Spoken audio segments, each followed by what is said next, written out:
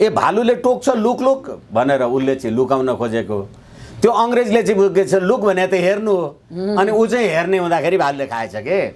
यो ठ्याक्कै त्यही भएको छ। नेकपा स्थायी समितिको निर्णय भन्नुहोस् जेसुकै भन्नुहोस्, यो दुईजना अध्यक्षको अन्डरस्ट्यान्डिङमा स्थायी समितिका अरू सदस्यहरू लाचार भएका र मलाई लाग्छ यो संविधानमा धर्मनिरपेक्षको अथवा यो होली वाइनको शक्तिले त्यहाँ पनि निर्णायकत्व खेलेको कारणले गर्दा एमसीसी पास गर्ने आधारमा यो मेल भएको मात्रै हो। पुष्पकमल दाहालजी, बाबुराम भट्टराईजी, रामबहादुर थापा बादलजी, उहाँहरू हाम्रो उत्तरको छिमेकी माओ त्से-तुङ चीनका नेताको नाउँ लिने अनि दक्षिण भारतमा गएर बस्ने र नेपालमा नेपाली मारेर यहाँ चाहिँ गणतन्त्र ल्याउने गरे होइन भने।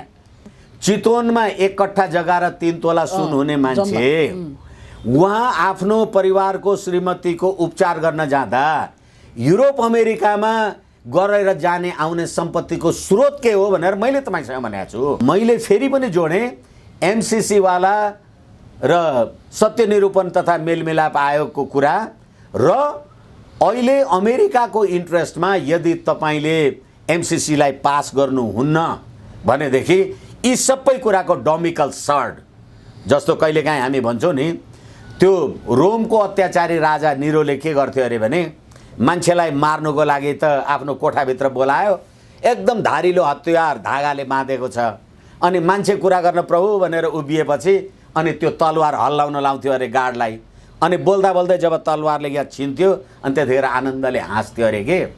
त्यो डोमिकल सर्ड यिनीहरूको टाउकोमाथि छ। अमेरिकाले तपाईँलाई आतङ्ककारीको सूचीबाट हटाएको, तपाईँलाई आतङ्ककारी होइन भनेको छैन। मिसलिडिङ सरकारले चाहिँ दुनियाँलाई गर्नु भएन। तपाईँ एमसीसी कम पास पनि भएको छैन भन्ने, एमसीसीको त कुरा तपाईँ बजेटमा पनि राख्ने। एकछिनलाई मान्नुहोस्, बजेटमा यदि नेकपाका भीम रावल लगायतका मान्छेहरूको बजेटमा असहमति थियो भने त बजेट फेल हुन्थ्यो नि। बजेट फेल भएको त सरकार गिर्थ्यो नि त। हो, बजेट चाहिँ पास हुने, बजेटमा लेखेको कुरा चाहिँ होइन भन्ने। तपाईँले कुनै एउटा बाख्रालाई डोरीले बाँधेर कहीँ चर्न दिनुभएको छ भने डोरी जति लामो हुन्छ त्यति भित्रको न हुन्छ त्यसको स्वतन्त्रता, त्योभन्दा पर त जान सक्दैन नि। अनि उहाँहरू जति उफ्रिने भयो, अब मच्यो थच्यो, अब आउनुभयो। होइन, म त्यसलाई पछार्न त पछार्ने थिएँ तर खुट्टै टेक्न दिएन भन्थ्यो अरे के। अनि त होइन, म संशोधन भनेकै थिएँ, मेरो कुरा सुन्दै सुनेनन्, मैले त संशोधन भनेकै हो नि भनेर लाज पचाउनलाई भने।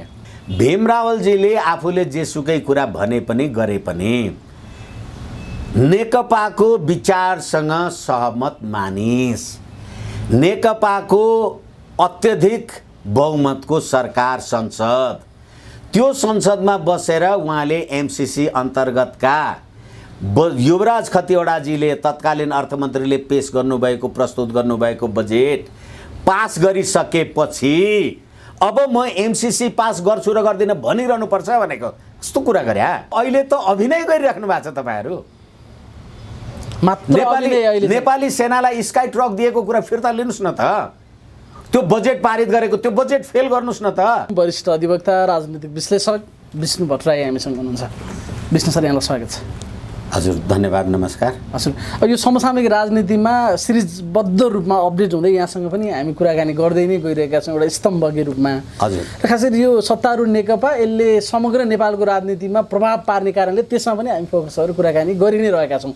यो अचानक मिलेको जस्तो देखिएको छ, यो मिलेको हो कि होइन, कतिपयले यसलाई कृत्रिम मिलाइका रूपमा पनि अर्थाएका छन्, कसैले चाहिँ साँच्चै मिल्यो, अब प्रतिगामीहरूको षड्यन्त्र हामीले विफल बनाउँदै सुदृढ रूपमा पार्टी एकतालाई अगाडि बढायौँ भन्ने उहाँहरूको तर्क छ। यसमा चाहिँ तपाईँ कहाँनिर हुनुहुन्छ? म यसमा चाहिँ तपाईँले भनेको पछिल्लो ठाउँतिर छु, किनभनेदेखि अहिले सत्ताधारी दलभित्रको मेलको कुरा गर्दाखेरि बेमेलको कारण के थियो भन्ने हिसाब राख्नु, कारणले परिणामलाई इङ्गित गर्छ। त्यसैले गर्दाखेरि अहिले उहाँहरूले हामी जे मिल्यौँ भनेर भन्नुभएको छ, हिजो उहाँहरू नमिल्नका कारणहरू त यथावत छन्, तर अहिले उहाँहरू मिल्दाखेरि सबभन्दा ठुलो के कुरा गर्नुभयो भने अब यो एमसीसी चाहिँ संशोधनसहित पारित गर्ने भनेर उहाँहरू मिल्नुभयो। न त प्रधानमन्त्रीको पोजिसनलाई उहाँहरूले केही तलमाथि गर्नुभयो, न त पुष्पकमल दाहालजीको कुरालाई तलमाथि गर्ने कुरा केही गर्नुभयो। अब झलनाथ खनालजीलाई त्यो दुध पान गरी सर्प खाली विष बढाउँछ भने जस्तै सर्पको मुखमा दुध हालिदिने काम गरेर झलनाथजीलाई केही कुरा व्यवस्थापन गर्नुभयो होला। अरू कुरा त केही गरेको पार्टीभित्र यति प्रकारका विसङ्गति विकृतिहरूको बारेमा त कुनै केही सम्बोधनै गर्नु भएन। मैले भन्न खोजेको त्यो विषय उठान र विषय विश्रामका बिचमा नि कसरी हेर्ने त? त्यो विषय उठान जसरी भएको थियो विषय विश्राम चाहिँ त्यो ढङ्गले भयो कि भएन नेकपामा? त्यही नै मैले भन्दैछु। यसै कारणले गर्दाखेरि ती उठेका विषयहरूको व्यवस्थापन भएन र जम्मा के भनियो भनेदेखि एमसीसी संशोधनसहित पास गर्ने भनेर उहाँहरूको बैठक सिद्धियो।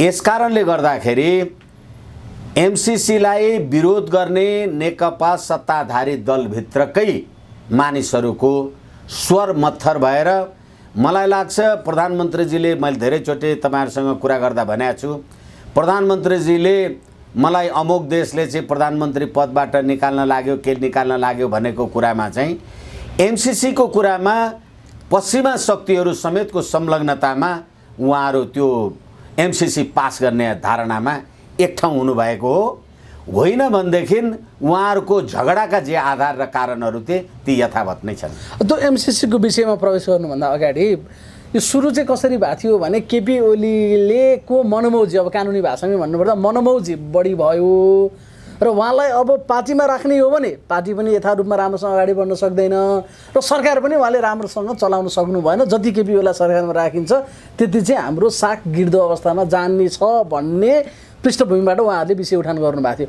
तर अहिले हेर्दा त पार्टी अध्यक्षमा पनि उहाँ यथावत रहनुभयो, बरु उहाँलाई 5 वर्ष नै प्रधानमन्त्रीको रूपमा फेरि अर्को लाछाप लगाएर उहाँहरूले त्यसलाई अनुमोदन गर्नुभयो, नवीकरण गर्नुभयो। चाहिँ केपी ओलीलाई त झनै शक्तिशाली बनाउँदै गएन र अहिलेको उहाँहरूको निर्णयले भन्ने कि कहाँ कसरी हेर्ने यसलाई? त्यसैले नि यो भाषा आफ्नो आफ्नो हुन्छ कि एउटा टुरिस्ट गाइड एउटा टुरिस्टलाई लिएर जङ्गल जाँदै रहेछ, बाटोमा भालु आएछ कि, अनि टुरिस्ट गाइडले भनेछ अब उसलाई त अङ्ग्रेजी थाहा थिएन, भालुले टोक्छ लुक लुक भनेर उसले चाहिँ लुकाउन खोजेको, त्यो अङ्ग्रेजले चाहिँ बुझेछ लुक भने त हेर्नु हो, अनि ऊ चाहिँ हेर्ने हुँदाखेरि भालुले खाएछ कि। यो ठ्याक्कै त्यही भएको छ। मैले तपाईँलाई सुरुमै निवेदन गर्दाखेरि भने कि यो एमसीसी पास गर्ने गतिविधिमा खाली संशोधन भन्ने एउटा जे शब्द राख्नु भएको छ र त्यो एमसीसी पास गर्ने पश्चिमा स्वार्थ शक्ति आदि इत्यादि जेसुकै होला, हिजो जे भनेर प्रधानमन्त्रीजीलाई प्रचण्डजी लगायतका सत्ताधारी दलका मानिसहरूले जे आलोचना र टिप्पणी गर्नुभएको थियो, प्रकारान्तरले गएर अहिले एमसीसी पास गर्ने कुरामा उहाँहरू मिलेपछि हिजोको जे जति झगडा टन्टा देखाइएको रहेछ त्यो अभिनय रहेछ भन्ने प्रमाणित भयो भनेको के मैले। यस कारणले गर्दाखेरि को शक्तिशाली भयो? अब त्यसो त हेर्नुहोस् न, अस्ति उहाँहरूले सम्झौता गर्दाखेरि अथवा जे हामीले आम सञ्चारमा सुन्यौँ हेऱ्यौँ, सरकारको काममा पार्टीले हस्तक्षेप नगर्ने, पार्टीको काममा सरकारले हस्तक्षेप नगर्ने भनेपछि अहिले वामदेव गौतमलाई राष्ट्रिय सभामा लैजाने भन्ने निर्णय कसको? यो मन्त्री परिषदको निर्णय कि पार्टीको निर्णय? पार्टीले निर्णय गरेर मन्त्री परिषदलाई एकैछिन। त्यसैले मैले भन्दैछु तपाईँले सम्झौतामा के लेख्नुभयो? सरकारको दैनिक काम कार्यवाहीमा हस्तक्षेप नगर्ने। अनि तपाईँले फेरि के लेख्नुभयो? पार्टीको दैनिक काम कार्यवाहीमा सरकारले तलमाथि नगर्ने। तर अहिले वामदेव गौतम पार्टीको उपाध्यक्ष, सरकारले वामदेव गौतमजीलाई राष्ट्रिय सभामा लैजानुपर्छ भन्ने कुराले गर्दाखेरि सरकार र पार्टी कहाँ छुट्टियो यहाँ मलाई भन्नुहोस् त? तर फेरि त्यहाँ चाहिँ महत्त्वपूर्ण राष्ट्रिय विषयका सहमति र नियुक्तिहरूमा चाहिँ पार्टीसँगको सहकार्य समन्वय र सहमतिमा गर्ने भन्ने अर्को कुरा पनि छ है त्यहाँ, त्यो आशय लाग्ने गरी। होइन एकछिन, तपाईँले राष्ट्रिय सहमतिका अथवा महत्त्वपूर्ण बुँदाहरू भनेपछि राष्ट्र सञ्चालनको महत्त्वपूर्ण, त्यसो त कोरोना महामारीको यो अवस्थामा त्यतिखेर 3-4 महिना अगाडि नै पुष्पकमल दाहाल प्रचण्डजीले त कोरोना महामारीलाई सम्बोधन गर्नका लागि सबैको एउटा संयुक्त कमिटी बनाऊ भनेको थियो नि त, एउटा उच्च स्तरीय संयन्त्रको प्रस्ताव उनले भनेको थियो नि त। त्यो संयन्त्र, त्यो महत्त्व, त्यो राष्ट्रिय महत्त्वको विषय थिएन। अहिले यति भ्रष्टाचार लगायतका गतिविधिहरू आइराखेका छन्, त्यो राष्ट्रिय महत्त्वको विषय होइन। ती विषयहरू तपाईँले सम्बोधन गर्नुभयो। यसकारणले गर्दाखेरि तपाईँलाई जे मन लाग्छ त्यो कुरा गर्ने कुरामा, र फेरि पनि म त भन्छु, मेरो एउटै यो अस्ति नेकपा स्थायी समितिको निर्णय भन्नुहोस्, जेसुकै भन्नुहोस्, यो दुईजना अध्यक्षको अन्डरस्ट्यान्डिङमा स्थायी समितिका अरू सदस्यहरू लाचार भएका, र मलाई लाग्छ यो संविधानमा धर्मनिरपेक्षको अथवा यो होली वाइनको शक्तिले त्यहाँ पनि निर्णायकत्व खेलेको कारणले गर्दा एमसिसी पास गर्ने आधारमा यो मेल भएको मात्रै हो। भनेको मुख्य झगडा त्यो एमसिसी एउटा पाटो छ, त्यसलाई एउटा आलोकमा राखि नै रहँदाखेरि चाहिँ अरू झगडा चाहिँ खालि पदको रहेछ। पदमा पनि केपी ओली र प्रचण्डले के भाग लिएर बस्ने भन्ने कुरामा नै यसको मेल र बेमेल निर्धारण भएको रहेछ होइन। बाहिर जे सुकै कुराहरू भने तापनि र प्रष्ट रूपबाट के देखियो भने, तपाईँले अब माधव नेपालजीको अब एक व्यक्ति एक पद भनेको कुरालाई सम्बोधन गर्नुभयो कि भएन, कुनै महत्त्वको कुरै राखेका छैन, र उहाँले अझै आफ्नो 17 बुँदे असहमति राखिराख्नु भएको छ भनेपछि पार्टीको शीर्षस्थ नेतृत्वमा रहेका अहिले भन्नुहोस् न 4 जना वर्तमान लगायतका 4 जना प्रधानमन्त्रीहरू, माधव नेपालजी, झलनाथजी, पुष्पकमल दाहालजी, केपी शर्मा ओलीजी भनेपछि अहिले झलनाथजीको सर्प पाल्ने कुरालाई पैसा दिएर व्यवस्थापन गर्नुभयो, माधव नेपालजीको कुरालाई सम्बोधन गर्नु भएन, उहाँले चाहिँ तलमाथि कुरा गर्नुभयो, प्रचण्डजीलाई कार्यकारी आदि इत्यादि जेसुकै भन्नुहोस्, हिजो पनि कार्यकारिणी हुनुहुन्थ्यो, अहिले पनि स्थायी समितिले नि वामदेवलाई अप्पर हाउसमा लग्नुपर्छ भनेर निर्णय गर्यो, त्यसलाई कार्यान्वयन गर्ने भनेरै तपाईँहरू हिँड्नु भएको छ भने त्यो गर्नका लागि प्रधानमन्त्रीको राजीनामा नभए पनि हुँदो रहेछ नि। हिजो चाहिँ त्यही गर्नलाई प्रधानमन्त्रीको राजीनामा, अहिले चाहिँ त्यही नगरी प्रधानमन्त्रीले राजीनामा नगरी पनि त्यो कुरा चाहिँ हुने, तर जोडिने चाहिँ के भने एमसिसी। अहिले न संसद बसेको छ, न संसद बोलाइएको छ, न त्यसको बारेमा एक प्रकारले भनौँ अहिले संसद नबसेको कारणले त्यो छलफलको विषय थिएन, तर यसलाई संशोधनसहित पास गर्ने भनेर जम्मा नारायण काजी श्रेष्ठजीले प्रेसमा भनेको कुरै त्यही हो। पहिलो लाइन वामदेवजी भनेको पछिल्लो कुरा हो, त्यहाँबाट पनि बुझिन्छ नि। यसकारणले गर्दाखेरि यो एमसिसीलाई पास गर्ने शर्तमा यो पश्चिमा शक्तिहरूको निर्णायकत्वले काम गरे हो। भनेको मुख्य कुरा एमसिसीकै विवाद रहेछ होइन त। यिनीहरूको भनेको त्यसलाई एउटा किता पश्चिमा किताले नेतृत्व गर्थ्यो, अर्को चिनिया किताले नेतृत्व गर्थ्यो कि कसरी हो त यो? चीन र पश्चिमा बीचको टसल हो कि के हो त? होइन, चिनिया किताले एमसिसीलाई समर्थन र विरोध गर्ने र नगर्ने भन्दा पनि जसरी चिनिया कितालाई देखाएर एमसिसी विरोध गर्ने प्रचण्डजी लगायतका भीम रावलजी लगायतका अथवा देव गुरुङजी लगायतका मान्छेहरूलाई कुरा गर्ने हो भने अहिले त्यो एमसिसी संशोधन सहित पास गर्नलाई चीन राजी भयो भन्ने अर्थ गर्न मिल्छ? चीनको बीआरआई आफ्नो छैन भने बीआरआईमा त बीआरआईको चाहिँ प्रत्यक्ष विरोध गरिराखेको भएर कतिपयले विश्लेषण चीन चाहिँ डिफेन्सिभ अवस्थामा पुग्यो, यसमा चाहिँ रणनीतिक रूपमा अमेरिका र पश्चिमाहरूको चाहिँ विजय भयो भन्ने अर्थमा लेखेका छन्। त्यो होइन, हाम्रो नेपालको साम्यवादी दल सिद्धान्तको हिसाबले अथवा मार्क्सिस्ट लेनिनिस्ट अथवा माओइजम जेसुकै भनेको कारणले गर्दाखेरि त्यो चीनसँग जोड्ने कुरा मात्रै हो। होइन भने 12 बुँदे समझदारी गर्दादेखि लिएर नेपालमा गणतन्त्रको कार्यान्वयन, संविधान सभा र संविधान सभाद्वारा संविधानको निर्माण, यी सबै गर्ने कुरामा चीनको निर्णायकत्व के छ?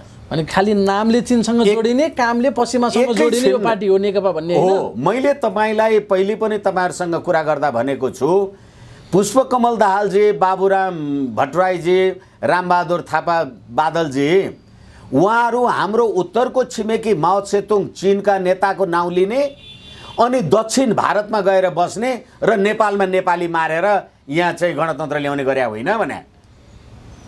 यसकारणले गर्दाखेरि त्यतिखेरसम्ममा हेर्नुहोस्, सर्प बाहिर फेर जतिसुकै गुडुल्किए पनि दुलामा पस्ने बेलामा सोझो हुन्छ अरे के।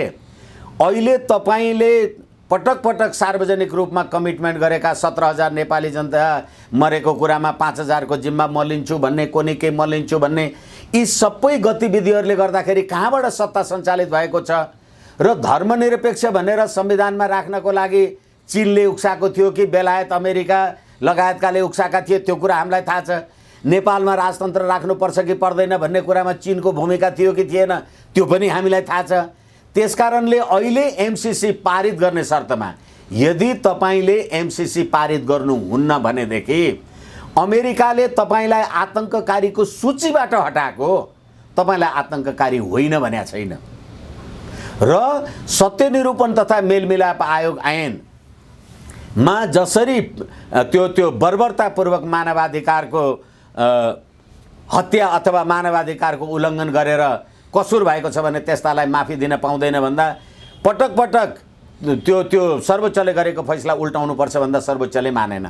र फेरि विस्तृत शान्ति सम्झौता हाम्रो 2063 5/8 गते जुन भयो त्यसको दफा 3 को 11 मा सरकारी लाभको पदमा बसेर अकुत सम्पत्ति कमाउने, सम्पत्ति आर्जन गर्नेहरूमाथि चाहिँ काम कारबाही गर्ने भन्ने जे शान्ति सम्झौता छ त्यो शान्ति सम्झौता लगायतका कुरालाई हेर्दाखेरि अहिले तपाईँ भन्नुहोस् त, अहिले अकुत सम्पत्ति शान्ति सम्झौता पछाडि प्रचण्डजी लगायतका मान्छेहरूको सम्पत्ति हेर्नुहोस् त, यो कहाँबाट आयो? यो के चीनको साम्यवाद लागेको भए यो सम्पत्ति यसरी जोडिन्छ? यसै कारण सम्पत्ति विवरण थाहा छैन, कहाँ तपाईँ अकुत सम्पत्ति भन्नुभएको? कति जग्गा छ, 1-2 तोला कति सुन होला? होइन, सबैभन्दा गरिब मान्छे हो प्रचण्ड। मैले तपाईँलाई नै भनेको छु, उहाँले आफ्नो सम्पत्ति विवरण दिँदा चितवनमा 1 कट्ठा जग्गा र 3 तोला सुन हुने मान्छे, उहाँ आफ्नो परिवारको श्रीमतीको उपचार गर्न जाँदा युरोप अमेरिकामा गरेर जाने आउने सम्पत्तिको स्रोत के हो भनेर मैले तपाईँसँग भनेको छु। त्यसकारणले गर्दाखेरि अब अहिले उहाँकै बुहारी होला जलस्रोत मन्त्री, खानेपानी सिँचाइ मन्त्री, जे मन्त्री हुनुहुन्छ, यी सम्पूर्ण कुराहरू। र फेरि हेर्नुहोस्, अहिले सत्ताधारी दलकै 11 जोडी संसदमा, संसदीय व्यवस्थामा श्रीमान श्रीमतीहरू, संसद सदस्य, मन्त्री आदि इत्यादि के भएर गएका छन्। हिजो एउटा परिवार राजा हुँदाखेरि यो एकदम हुकुमी शासन परिवारवाद भन्थ्यो, अहिले सर्वहाराको अधिनायकवाद मान्नेका मान्छेहरू हेर्नुहोस् त। वामदेव गौतमजीको श्रीमती थापा मगर हुनुहुँदो रहेछ, त्यही छ, तुलसा थापा मगर हुनुहुँदो रहेछ। अब वामदेवजीबाट पैदा भएको छोरा त्यो चाहिँ जनजाति आदिवासी हुन्छ कि त्यो वामदेव जस्तो बाहुन हुन्छ, मलाई भन्नुहोस् त। अनि एउटा आदिवासी जनजाति श्रीमती अनि लोग्ने चाहिँ खसारिया, त्यो त धेरैको छ नि। देव गुरुङजीको एक सदा सुवेदी हुनुहुन्छ, पोखरेलजीको शशि श्रेष्ठजी होइन, एकै छिन कसको के हुनुहुन्छ। मैले जम्मा उदाहरणको लागि मात्रै के भनेको भने यो प्रकारको परिवारवाद र यो सम्पत्तिको अकुतता, र मैले फेरि पनि जोडेँ एमसीसी वाला र सत्यनिरूपण तथा मेलमिलाप आयोगको कुरा, र अहिले अमेरिकाको इन्ट्रेस्टमा यदि तपाईँले एमसीसीलाई पास गर्नुहुन्न भनेदेखि यी सबै कुराको डोमिकल सर्ड, जस्तो कहिलेकाहीँ हामी भन्छौँ नि, त्यो रोमको अत्याचारी राजा निरोले के गर्थ्यो अरे भने मान्छेलाई मार्नुको लागि त आफ्नो कोठाभित्र बोलायो, एकदम धारिलो हतियार धागाले बाँधेको छ, अनि मान्छे कुरा गर्न प्रभु भनेर उभिएपछि अनि त्यो तलवार हल्लाउन लाउँथ्यो अरे गार्डलाई, अनि बोल्दा बोल्दै जब तलवारले यहाँ छिन्थ्यो अनि त्यतिखेर आनन्दले हाँस्थ्यो अरे के। त्यो डोमिकल सर्ड यिनीहरूको टाउकोमाथि छ। कस्तो कुन स्वरूपमा छ त्यो? त्यही डोमिकल सर्डको स्वरूप भनेको चाहिँ एमसीसी भने हो। भनेको त्यो एउटा मनोवैज्ञानिक त्रास या तरवार जुन माथि मनोवैज्ञानिक होइन, यो मनोवैज्ञानिक होइन, यो निश्चित रूपमा ठोस भौतिक ठोस। र फेरि अझै अर्को कुरा के हो भनेदेखि हाम्रो नेपालको संविधान, अथवा यो संविधान त मैले भन्दा धेरै उहाँहरूले बनाउनु भएको, उहाँहरूले पढ्नु भएको होला, यो हाम्रो नेपालको संविधानको धारा 279 को कुरा गर्ने हो भनेदेखि अहिले संसदमा तपाईँले एमसीसी पास गर्ने अथवा संसद मार्फत पास गर्ने भनेर जे भनिराख्नु भएको छ, यसमा चाहिँ के भनिएको छ भने अब 400 केबी विद्युत प्रसारण लाइन अथवा प्राकृतिक स्रोतको बाँडफाँड, अनि उनीहरूले त्यहाँ काम गर्दाखेरि हाम्रो नेपाली सुरक्षा निकायको अधिकार क्षेत्र नहुने, त्यो भ्रष्टाचार हुँदाखेरि पनि नेपालको निकायले हेर्न नपाउने भनेपछि त नेपालको सुरक्षा एवं सामरिक सम्बन्ध र नेपालको प्राकृतिक स्रोत तथा त्यो उपयोगिताको बाँडफाँड भयो भने संसदको 2/3 बहुमतले पास गर्नुपर्छ र अहिले उहाँहरू संशोधनसहित यसलाई पास गर्छु भनेपछि म त तपाईँलाई के भन्छु भने ए बाबा म जस्तो धेरै मान्छेहरू वरिष्ठ अधिवक्ताहरू नेकपामा पनि हुनुहुन्छ, उहाँहरूले पनि भनिदिए हुन्छ नि भनेदेखि यो यदि यो एमसिसी पास गर्ने हो भनेदेखि यो एमसिसी को आर्टिकल 7 म तपाईँलाई निवेदन गरौँ। धारा 7 मा के लेखेको छ भने the parties understand that this compact upon entry into force will prevail over the domestic laws of Nepal. नेपालका सम्पूर्ण कानुनहरू भन्दा यो एमसिसी बलवान हुन्छ भनेपछि नेपालको सम्प्रभुता भन्दा एमसिसी बलियो हुने कुरा हामी संशोधन गरेर पास गर्छौं भन्छन्। तपाईं र मेरो बीचमा भएको करारनामा तपाईं नभइकन त मैले संशोधन गर्न सक्दिनँ। हेर्नुस् त जनतालाई बेवकुफ बनाउने काम गरे। अमेरिकाले संशोधन हुन्छ भनेको छैन भनेपछि अब उनीहरूले नेपालको सम्प्रभुतासँग सम्झौता गरेर यो एमसिसी पास गर्छु भन्नका लागि अस्ति चाहिँ स्थायी समितिको यो कुरा भएको। संशोधन गर्छु भन्यो नि त भने त्यो कुरामा तपाईँ फेरि पनि कुरामा असहमति राख्नु भएको छ अथवा फेरि पनि यसमा अध्ययन गर्ने मान्छेले हाम्रो संविधान भन्दा माथि रह्यो, अदालतमा प्रश्न उठाउन पाइएन, इन्डियालाई पूर्व स्वीकृति किन लिनुपर्ने लगायतका विषयहरू जेमा यहाँहरूको असहमति छ। नेपालको हित हुने गरी हामी यसलाई संशोधन गर्छु भने ठिक गरेन त भने एकैछिन कि मैले तपाईले सुन्ने गरी बोल्न सकिनँ कि तपाईले मेरो कुरा अलिकति बुझ्नलाई मिसअन्डरस्ट्यान्ड भयो। मैले तपाईलाई भर्खरै के भने तपाईँ र मेरो बीचमा एउटा सम्झौता भयो भने तपाईको सहमति बिना मैले एक्लै त्यो सम्झौता तलमाथि संशोधन गर्न सक्छु? दुवै पक्ष हुनु पर्यो। एकैछिन त्यसै कारण अमेरिकाले हामी सम्झौता तलमाथि संशोधन गर्न तयार छौं भनेको छैन अनि अमेरिका चाहिँ संशोधन गर्न तयार छैन अनि तपाईं चाहिँ संशोधन गरेर पास गर्छु भने के अर्थ छ भने यसलाई पास गर्छु भनेको होइन भने अनि संशोधनको लागि अनुरोध गर्ने एउटा फेरि नयाँ च्यानलबाट यो सिस्टम अगाडि त बढ्न सक्छ नि भने होइन। अमेरिकाले जस्ताको तस्तै पास गर्न खोज्यो तर हामी चाहिँ संशोधन बिना पास गर्दैनौँ भने पनि त यो पास हुँदैन नि भने एक पक्षले चाहेर मात्रै पास हुन्छ र हो। त्यसै कारणले गर्दाखेरि तपाईले अहिले सम्झौता हिजो झलनाथ खनालजीको कमिटीमा बस्दाखेरि यो अथवा यो एमसिसी कम्प्याक्ट हेर्दाखेरि यो राष्ट्रघाती छ, यो इन्डो पेसिफिक स्ट्राटेजीको अंग हो भनेर उहाँहरूले भन्नुभयो। म तपाईलाई एउटा कुरा भनौँ, आईपीएस को अंग हो भनेर त त्यहाँ भनेको छैन, यद्यपि संशोधन गर्नुपर्छ भनेको छ। एकैछिन म तपाईलाई एउटा कुरा भनौँ, अमेरिकी उच्च अधिकारी Alice Wells, Randall Schriver, David Ranz लगायत नेपालका लागि अमेरिकी राजदूत र्यान्डी बेरीले एमसिसी नेपालमा इन्डो पेसिफिक रणनीति अन्तर्गत नै कार्यान्वयन हुन लगेको बताए भनेर free and open Indo Pacific 4 November 2019 मा प्रकाशित आम सञ्चारमा आएको कुरा छ। अब यो कुरालाई र त्यसको लागि अमेरिकाले $2.9 बिलियन लगानी गरेको छ र 2वटा स्काई ट्रक नेपाली सेनालाई यो एमसिसी कम्प्याक्ट अन्तर्गत दिएको छ।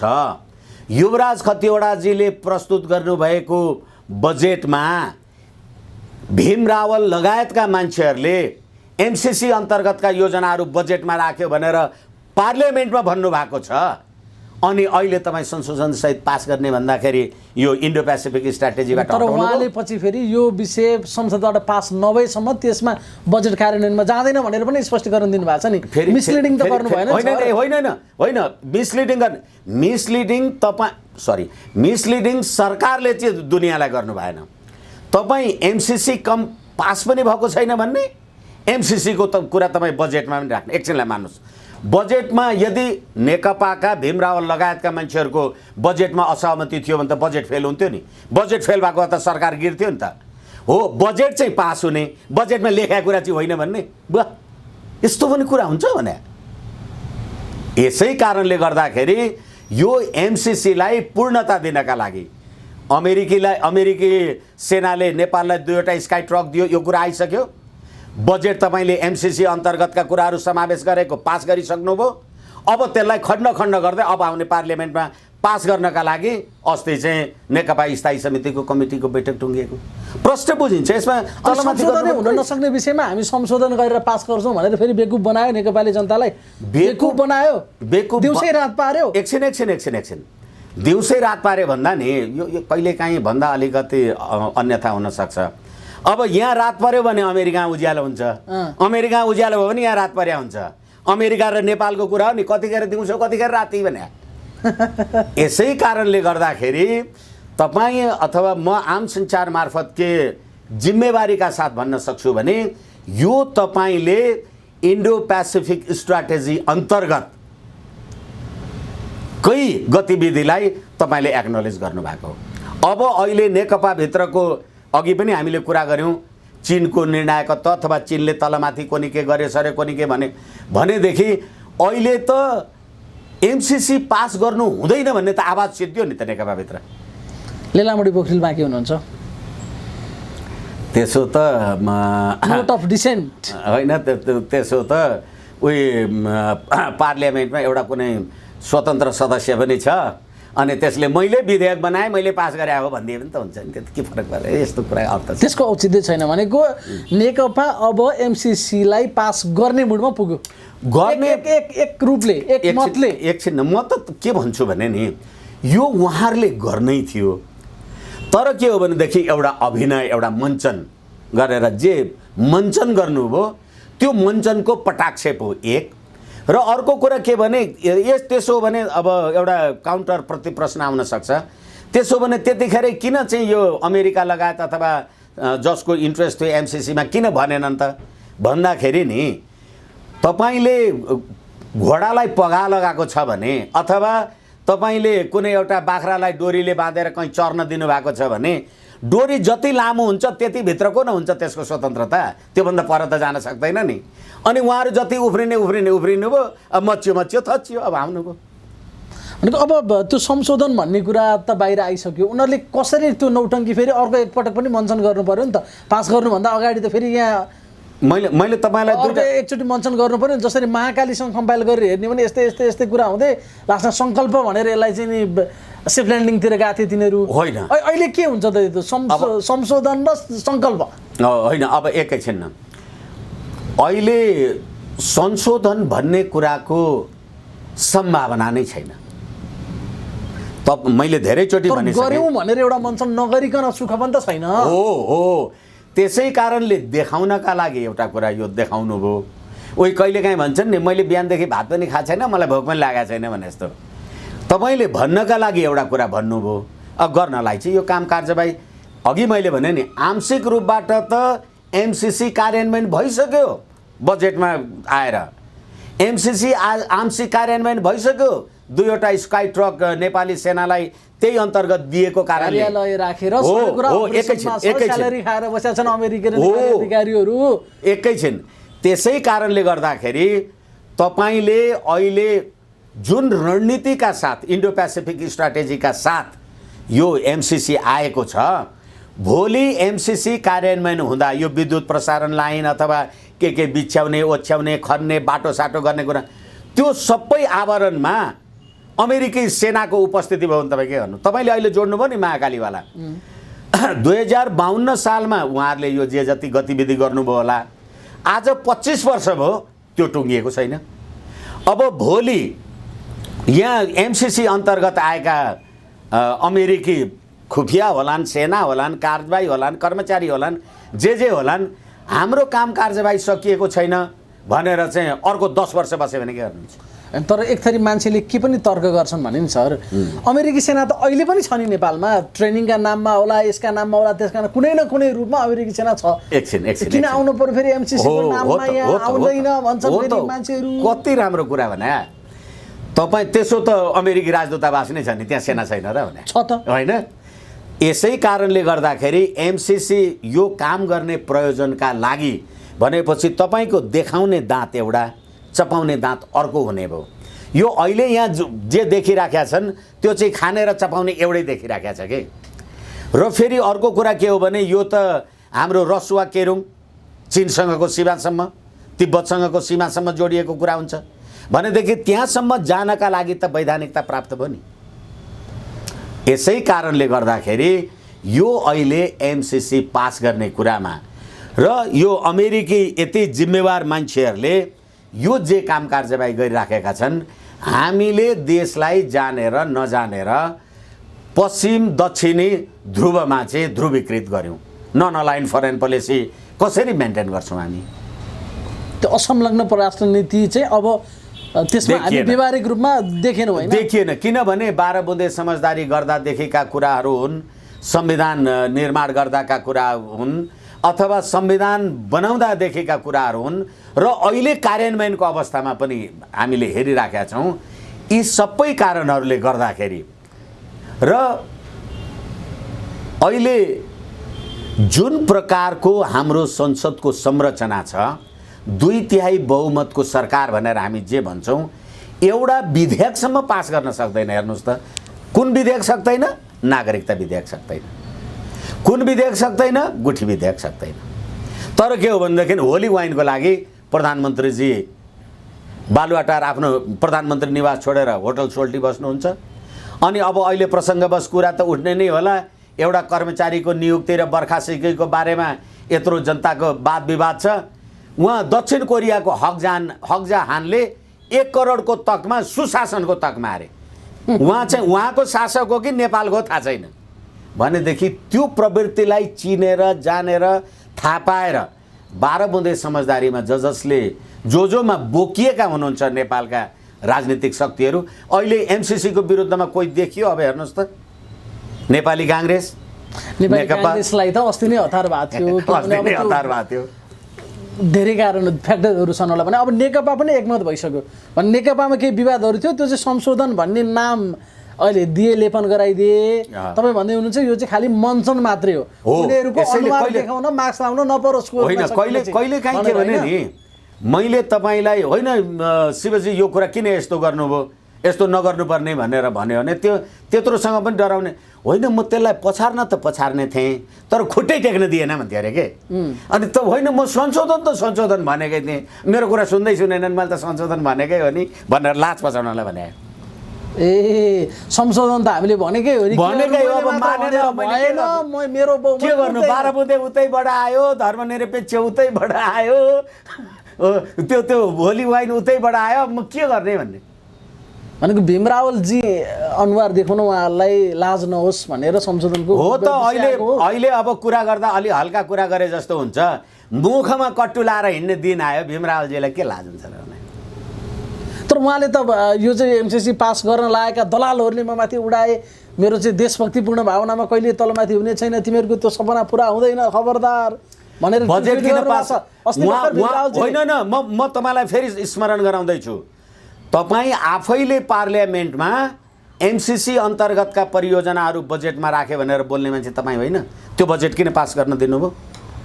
कुरा गर्ने त्यतिले संशोधन नभई एमसीसी पास गर्न दिनुहुन्छ त भीम रावलजीले? हो, त्यसैले म तपाईँलाई निवेदन गर्दैछु, एमसीसी अन्तर्गतको योजनाहरू तपाईँ बजेटमा राखेर पास गर्ने, एमसीसी चाहिँ पास गर्दिन भन्ने गजब छ बा। त्यसमा के गर्न खोजा त? किनभने केपी ओलीले त पास गर्नुपर्छ भन्थे, ठिक छ, उनको पास गर्ने लाइन भयो, अरू कसले पास गर्नुहुन्न भन्ने लीलामणि पोखरेलले भनौँ अहिलेसम्म पनि कम्तीमा छन्। तर भीम रावलजीहरूले चाहिँ के गरे त? अब त सब ओली भन्दा भीम रावललाई चाहिँ त्यस्तो देख्नुपर्ने स्थिति आयो। त्यसो भए होइन, अब एकछिनलाई मान्नुहोस् न, अहिले स्पेसिफिक रामेश्यामे होइन, त्यसले एउटा विचार समूहको नेतृत्व गर्छ क्या। मैले खालि एउटा व्यक्तिको होइन, भीम रावल भनेर लाग्ने मान्छे थिए नि त, एउटा समूह थियो नि त। म असहमत छु। भीम रावलजीले आफूले जेसुकै कुरा भने पनि गरे पनि नेकपाको विचारसँग सहमत मानिस, नेकपाको अत्यधिक बहुमतको सरकार संसद, त्यो संसदमा बसेर उहाँले एमसीसी अन्तर्गतका युवराज खतिवडाजीले तत्कालीन अर्थमन्त्रीले पेश गर्नुभएको प्रस्तुत गर्नुभएको बजेट पास गरिसकेपछि अब म एमसीसी पास गर्छु र गर्दिनँ भनिरहनुपर्छ भनेको कस्तो कुरा गरे?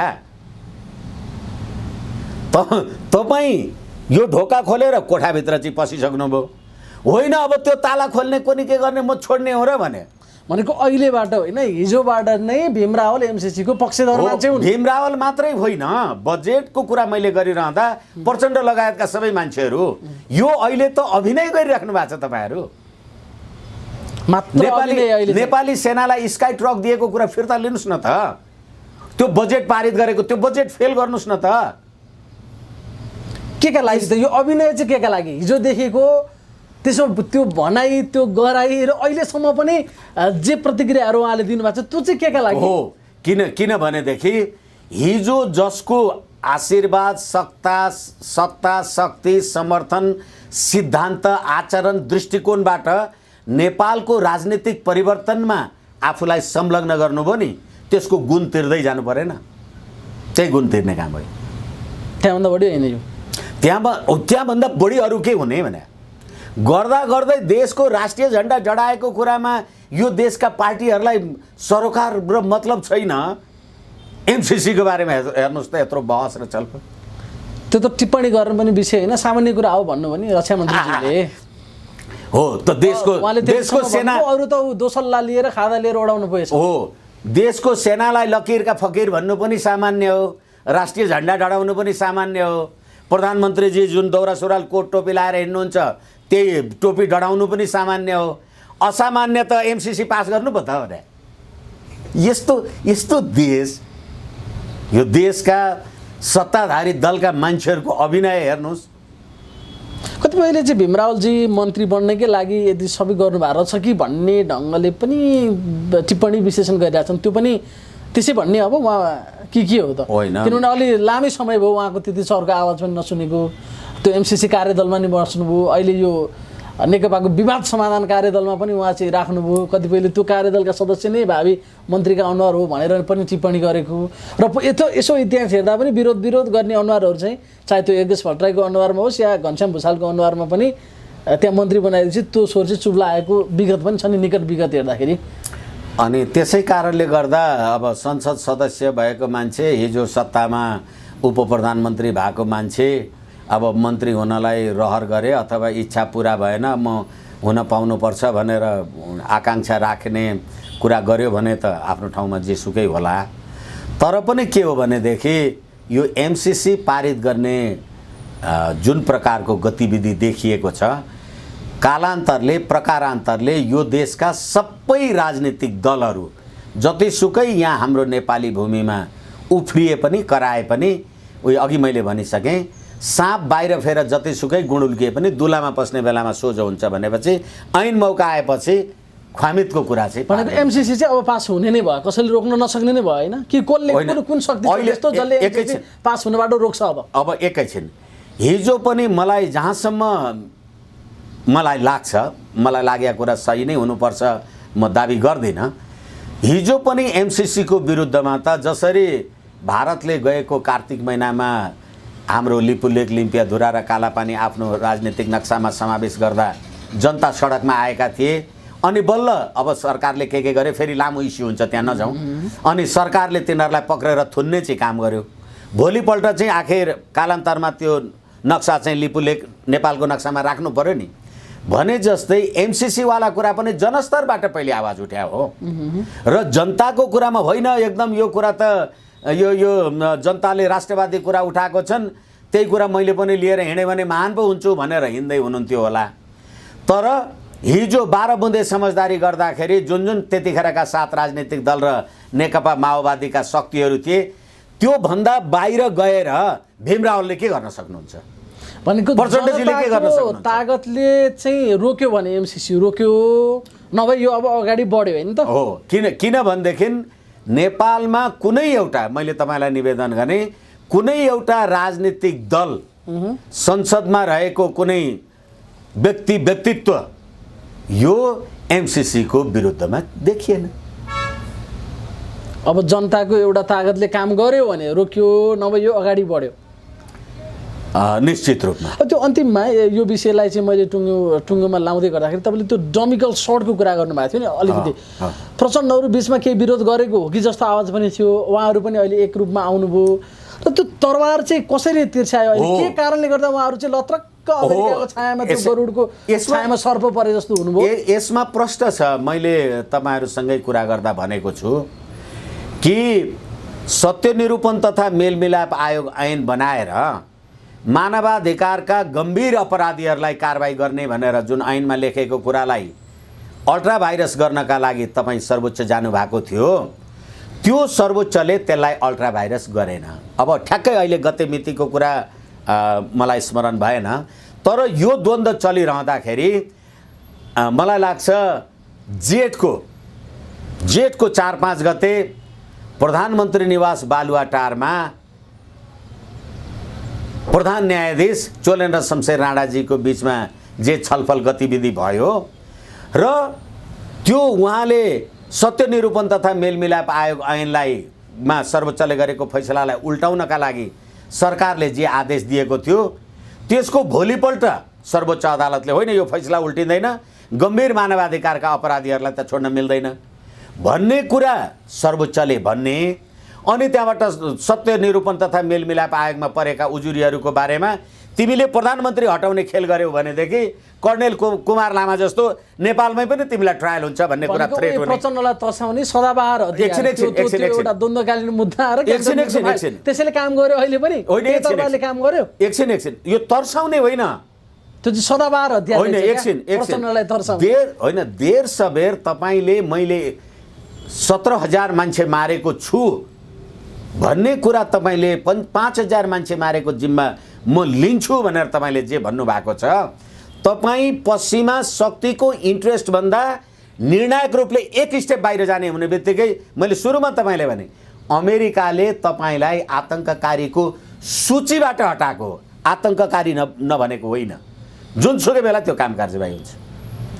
त्यसै कारणले अब जे भन्यो तुम शरणम नमस्ते प्रभु भन्ने ठाउँमा प्रचण्डजी हुनुहुन्छ। हो, त्यसो भएको कारणले गर्दाखेरि अब हिजो धर्मनिरपेक्ष भनेर त्यो गाईको मासु गाई काटेर बाहुनको मुखमा कोच्याउने मान्छेहरूले अहिले संविधानमा राष्ट्रिय जनावर गाई हुन्छ भनेर लेख्नुभयो नि। अब त्यो हुनसक्छ भारतीयहरूको प्रभाव होला, हिन्दुत्वको प्रभाव होला, आफ्नो दिमागले के गरेछ भने। होइन, त्यसो भए त अब चीन त यसै पनि नेपालमा एमसीसी नआओस् भन्ने पक्षमै छ, यो कुरा साँचो हो। र चिनिया राष्ट्रपतिको नेपाल भ्रमणको बेलामा एउटा निकै कडा शब्द उहाँले बोलेर जानुभएको छ, यदि चीनको त्यो यसो उसो गर्नेलाई चाहिँ हामी धुलो पिठो बनाइदिन्छौँ भनेको त्यसको ठुलो साङ्केतिक कूटनीतिक गहिरो अर्थ छ। त्यसपछि हामी कहाँ पुग्दैछौँ त अब? त्यो भन्दा बाहिर हामी जाँदैछौँ, अमेरिकाको स्वार्थ सिद्धका लागि जाँदैछौँ। एमसीसी आउनु भनेको यो रणनीतिक रूपमा चीन विरोधी गतिविधिलाई नेपालमा स्वागत गर्नु हो, अमेरिकी सेना आउनुभयो, यसको धेरै अर्थ छ भन्ने कुरा तपाईँले भन्दै गर्दा बडा अप्ठ्यारो अवस्थामा नेपाल फस्ने भएन अब? हो, त्यसै कारणले मैले सुरुमै तपाईँलाई भने नेपालमा 62-63 को आन्दोलनद्वारा अहिलेको जे परिवर्तन भयो भन्छौँ हामी, त्यसमा चीनको के भूमिका छ र 17,000 नेपाली जनताको शहादतमा रहेको यो राज्य व्यवस्था, त्यसमा चीनको के भूमिका छ?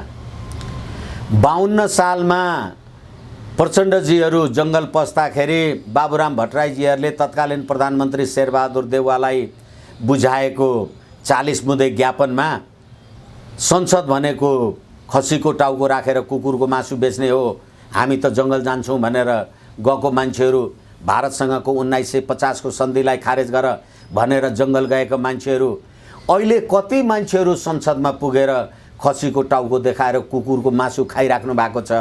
उहाँहरूले साँच्चै खसीको मासु खानलाई नेपालमा साम्यवाद ल्याउनु भयो त? जे भए पनि चीन र अमेरिकाको लडाईँको भूमिका नेपाल पस्यो कि पसेन? एकैछिन। त्यसै कारणले गर्दाखेरि यो सम्पूर्ण यो संसदीय व्यवस्था, धर्मनिरपेक्ष व्यवस्था र सङ्घीय व्यवस्था ल्याउनलाई चीनमा सङ्घीयता छ। अनि चीनमा त्यति बुद्ध धर्मावलम्बी मान्छेहरू बस्छन्, अनि त्यहाँबाट त्यसले गर्दाखेरि चीनको कुन चाहिँ इन्ट्रेस्ट अन्तर्गत यो राज्य व्यवस्था छ मलाई भन्नुहोस् न। यसै कारणले गर्दाखेरि चीनले नेपालको राजनीतिक परिवर्तनमा उसको निर्णायकत्व केही थिएन र अहिले पनि छैन, तर सर्वहाराको अधिनायकवादको कुरा गरेर सी जिनपिङ विचारधारा चाहिँ भन्ने, तर के हो भने इन गड वी ट्रस्ट भनेर लेखेको डलर चाहिँ खाने अनि हामी चाहिँ साम्यवादी हौँ भनेर यो एनजिओ आइएनजिओ चलाए जस्तो भएन यो पार्टी देखिएन।